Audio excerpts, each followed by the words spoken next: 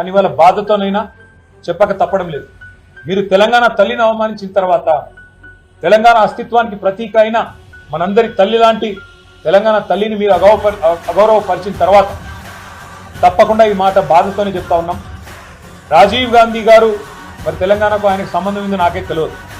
రాహుల్ గాంధీ దగ్గర మార్కులు కొట్టేయాలంటే మీ గాంధీ భవన్లో పెట్టుకో, లేదా జూబ్లీ హిల్స్లో నీ ఇంట్లో పెట్టుకో, ఎవరు వద్దంటలేదు.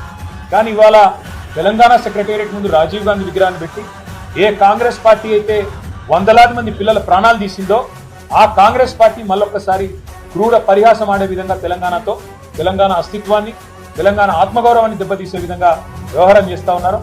తప్పకుండా మాటిస్తూ ఉన్న మా తెలంగాణలోని అన్నదమ్ములకి ఆడబిడ్డలకి మన పోరాటమే అస్తిత్వ పోరాటం, ఆత్మగౌరవ పోరాటం. తప్పకుండా మనం మళ్ళీ తిరిగి వస్తాం. అది కాంగ్రెస్ వాళ్ళకు తెలుసు, మీకు తెలుసు, మాకు తెలుసు. 4 ఏళ్లలో మళ్ళీ కేసీఆర్ గారి నాయకత్వంలో తిరిగి తెలంగాణలో ప్రభుత్వం కూడా మనది ఏర్పడుతుంది. ఏర్పడ్డ తర్వాత వెంటనే తప్పకుండా రాజీవ్ గాంధీ గారి విగ్రహాన్ని అక్కడి నుంచి సకల మర్యాదలతో తొలగిస్తాం. అక్కడి నుంచి వారు కాంగ్రెస్ వారు ఎక్కడికి కోరుకుంటే అక్కడికి తరలిస్తాం. అక్కడ మాత్రం ఖచ్చితంగా తెలంగాణ తల్లి విగ్రహాన్ని పెడతాం.